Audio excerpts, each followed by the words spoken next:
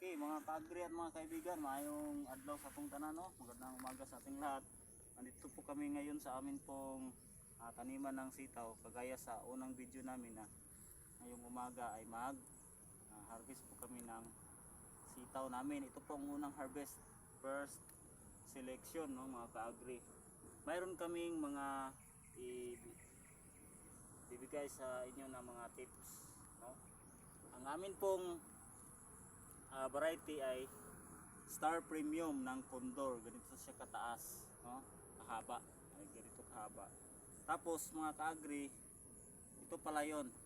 Kapag ang variety natin ay ganitong variety, yung Star Premium, dapat talaga na simula pa lang, no, na gagapang siya ay dapat makapunta kaagad siya sa itaas. Kasi kagaya nitong mga kaagri, hindi namin nagawan agad ng trellis. Yung mga bunga ay nasa baba. Kaya ang nangyayari dito ay sinasablay na lang namin, no?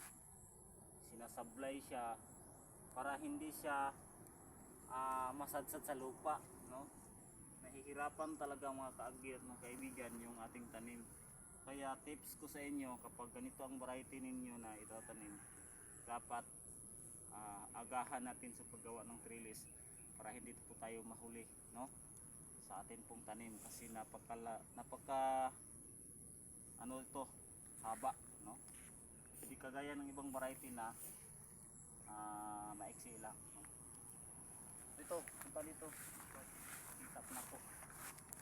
Nandito mga kaagri, tingnan nyo, ayan, pakahaba talaga. Yan, sumadsad sa lupa. Kaya sa mga hindi pa po nakasubok, pwede kayong sumubok nito, no? Ang variety natin. Sa mga bago po sa aming YouTube channel, sana po mag-subscribe po kayo at likes. Pwede din kayong mag-comment, magtanong, pwede magtanong mga kaagri. Yan. Yan lang muna. God bless po sa ating lahat at salamat po sa pagsubaybay ninyo.